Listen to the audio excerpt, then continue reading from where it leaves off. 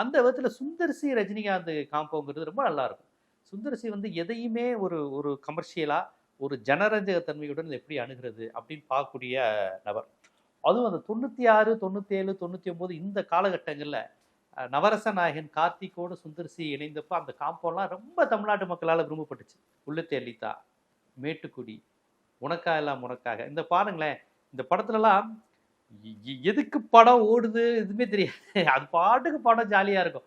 ஸ்டார்ட்டிங்ல தொடங்குனதுல இருந்து கார்த்திக் கவுண்டமணி லூட்டி அடிக்க ஆரம்பிச்சா படம் முடியிற வரையும் இருக்கும். உள்ளத்தை அள்ளித்தா, உங்களுக்கு உனக்கா எல்லாம் உனக்காக இதெல்லாம் பயங்கரமான ஒரு மக்கள் மத்தியில் பயங்கரமான வெற்றி பெற்ற படம். ரஜினிகாந்த் சுந்தர் சி காம்பினேஷன்ல அருணாச்சலம் நல்லா யோசித்து பாருங்க.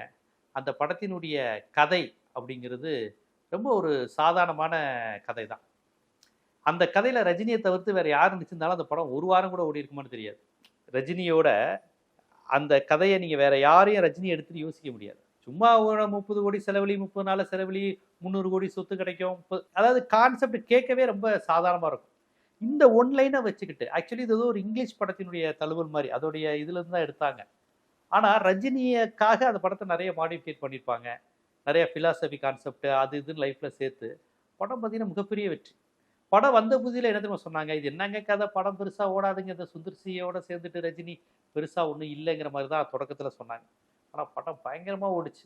100வது நாள் பிரியாணி வழங்கும் விழா, 150வது நாள் பிரியாணி வழங்கும் விழாலாம் மதுரையில போஸ்ட் அடிச்சு விட்டுனாங்க அருணாச்சலம் படத்துக்கு.